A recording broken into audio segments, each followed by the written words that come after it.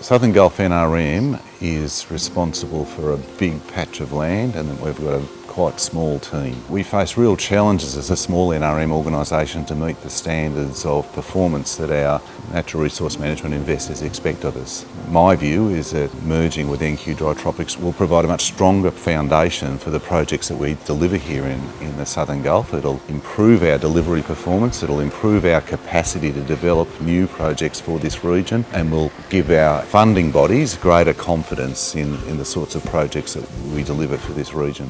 Initially, when we were looking at potential closure without that significant stable funding, the board made a decision to progress with NQ Dry Tropics simply because we realised that other than the monetary financial viability of our organisation, we also potentially could gain a lot of capacity, a bigger footprint and access to a range of expertise that we currently didn't have within our small organisation. And the people in this community still rely heavily on having that support network, and so we knew that we had to ensure some sort of future viable enterprise was in the region for the community to be able to access, and that's one of the key reasons why we've continued down this path.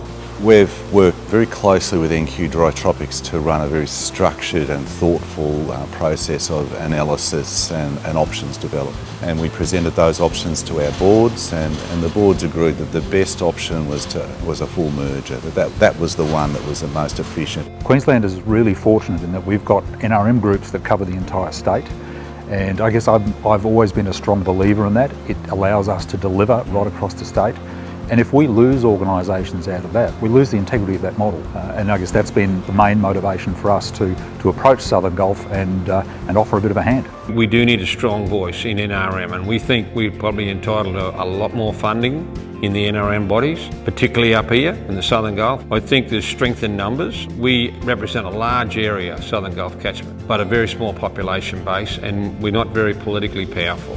The way I see this, the merger between Southern Gulf and NQ Dry Tropics, is they will bring a population base with them. There'll be a lot more power there when you go away for funding programs.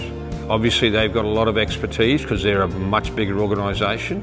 I think it's a win-win situation. It's so important that these communities are given the opportunity to continue to thrive and grow. And Southern Gulf's been doing this for a long time. I think they're the best at it. By tapping into the merger, you tap into an enormously big library of information.